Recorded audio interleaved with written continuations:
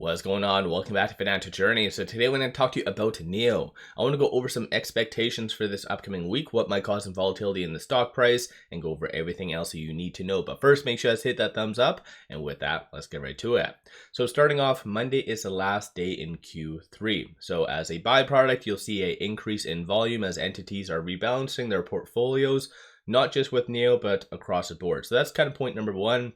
As well, you should see some optimism on Monday, as Tuesday they will be probably unveiling their numbers, their delivery numbers. And typically over the last couple of times they've reported it, it has caused the stock price to go up between around 1 to 3%. So generally that is a good thing, something to look forward to Monday and Tuesday. In the States, there's a hell of a lot of data points coming out this week that could really change the sentiment to be even better, or possibly even break that down. And the reason why I'm bringing that up is because majority of the volume that is associated to NIO is coming from algos. So the algos are picking up on the market sentiment, and with everything being very positive, and plus what's been coming out from China, it's really been propelling NIO higher. So if the sentiment gets even better, then yes, that will definitely really help NIO and propel it higher even more. Fear and greed index is under the greed category, so there's going to be a lot of people's appetite for risk just on the table and willing to buy kind of riskier stocks and things along those lines. This did come out on Friday, so I wasn't really aware of this at the time when I did my Friday video, but it looks like the whole European tariffs are gone. So as fast as they came, they're basically gone. So I think all in all, that is huge, very good for NIO. And not only that, just the general stimulus. I want to talk on this as well, or near the tail end of the video, and why this analyst does pretty much say that NIO is a screaming buying opportunity. Although they don't use NIO's actual name, still you can kind of piece it together behind the scenes. But one other thing that I did want to bring up though is shorts. So shorts have been rather timid. They've been losing their crap over the last little bit, but 12.21% of the free float is being shorted right now. Shorts did increase 112,000 shares on Friday. So when I did my video, I think it was in the morning, or I can't remember when exactly. Nonetheless, at the time when I did do it, shorts were returning closer to like 2 million shares. So near the tail end of the day, this is where they did really double down and suppress, as you can kind of see right here. So shorts are going to be relatively active with basically everything that I did bring up has the opportunity to really shake the broader market. And as a kind of byproduct, shorts are going to be there like little lemurs just wanting to pounce all over just negative news. And I think that's why they've been really lingering for a while. They didn't really do all that much right here because they were anticipating negative data, and just kind of the opposite happened. Good data after good data. And now even in the States, potentially having another 50 basis point cut for the December meeting, as you can kind of see right here, and now even a further 25 basis point for the December meeting. So I think just shorts have been really losing their asses for a while now. But cost to borrow average is 3.63%. Utilization is 92.98, and then short score is 75.52.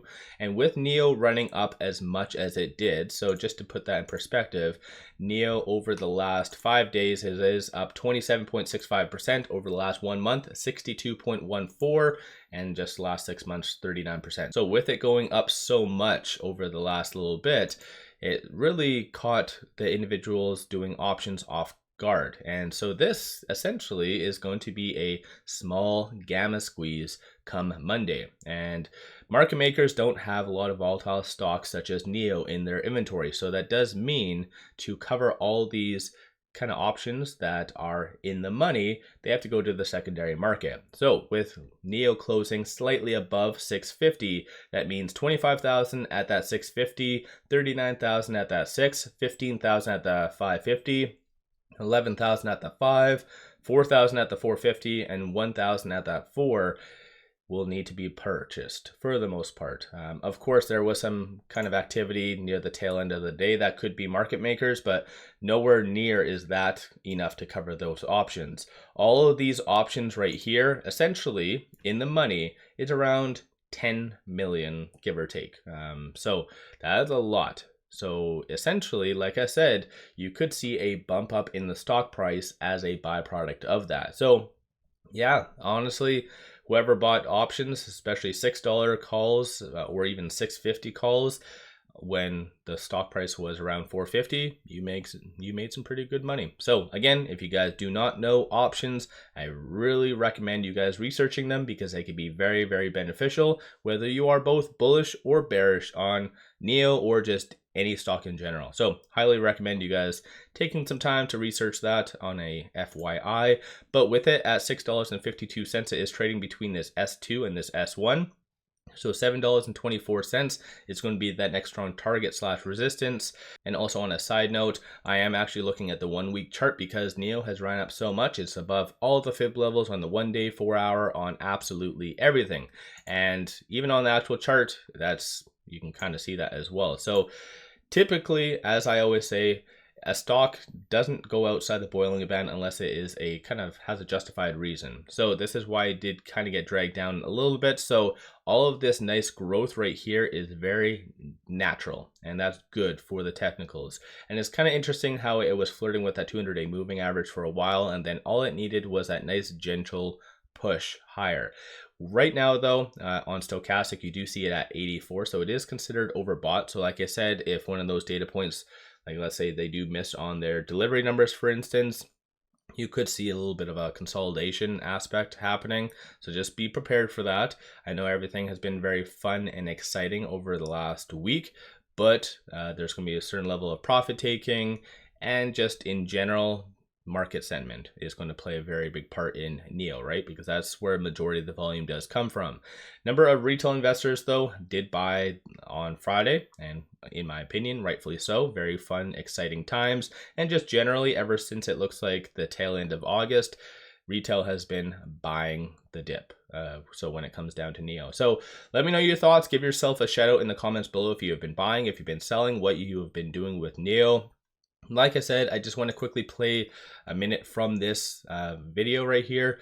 Kind of talks on a analyst viewpoint on just a recent stimulus, what's been coming out from China, and why NIO, being a very, very discounted EV in comparison to pretty much anything out there, is getting a lot of attention from just everyone, retail, entities, and their dogs. So yeah, stay tuned. So obviously from the get-go here, Chinese stocks have gotten a big boost. The stocks around the globe have gotten a big boost. How do I take what the Chinese did today and apply it in my own portfolio? What should I do? What should I not do? Well, I think what you need to start looking for is value, especially in emerging markets, especially in beaten down currencies and economies. For example, BRL could be a very interesting buy at this point. What is BRL? For those who don't know, BRL.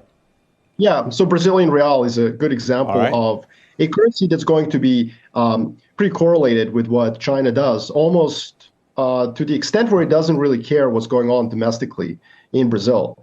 So this is a very broad potential move by China that should benefit cyclicals over defensives and global stocks over U.S. And most important for U.S. investors is that if China has truly committed to putting in a policy bottom and actually starting to focus on fiscal policy, in that case, the dollar should also start declining, which it already has been for the past 2 months. And so that for a U.S. domiciled investor means just buy anything foreign at this point. And obviously, what else do I have to add to David Tepper's point? I mean, he is obviously a legend, and he's saying buy everything in China.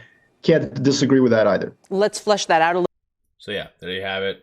Value plays, and NIO, like a lot of us already know, is one of the most discounted EVs out there. So let me know your thoughts. I think this should be a very fun week. Options activity, like I've pointed out, still is signaling for it to be around that $10 range. So let's see if that comes this week or not. Don't forget to hit that thumbs up and subscribe. And as well, take advantage of this. There is 1 day left. It does give you 5 free stocks. Each stock is valued up to $2,000. This is a kick-ass deal. Link in the description below and also the comments. With all that said, appreciate all of you guys watching.